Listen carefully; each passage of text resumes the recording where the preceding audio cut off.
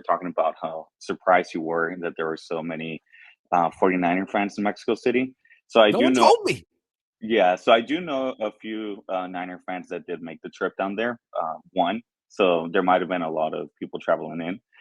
But two, so my dad was born in '68, so he grew up with, John Montana, Steve Young, and all that. And he went to college in Mexico City.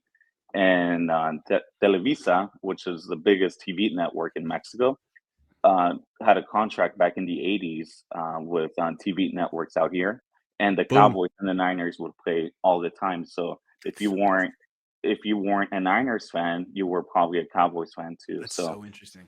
and all his That's buddies were really interesting. Cowboys.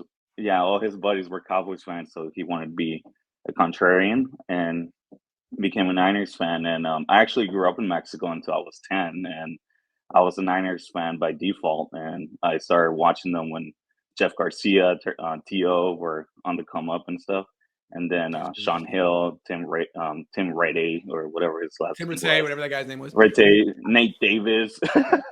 So, See, I went to school in LA, and I uh, expected it would be like that. I thought, the Niners are the brand out in the West Coast. They're going to play Niner games. No, it was it was like Cowboys, Packers, Giants. They played a bunch of. So I don't know what the hell that was about. Maybe that's just about transplants in LA. But in Mexico City, it's Cowboys, Niners, huh?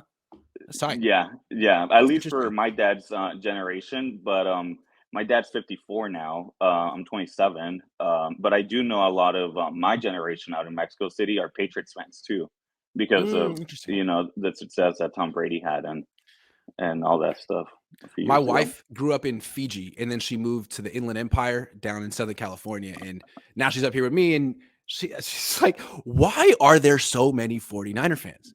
And it's like, that's a good question. It's a good question, but it has everything to do with the 80s.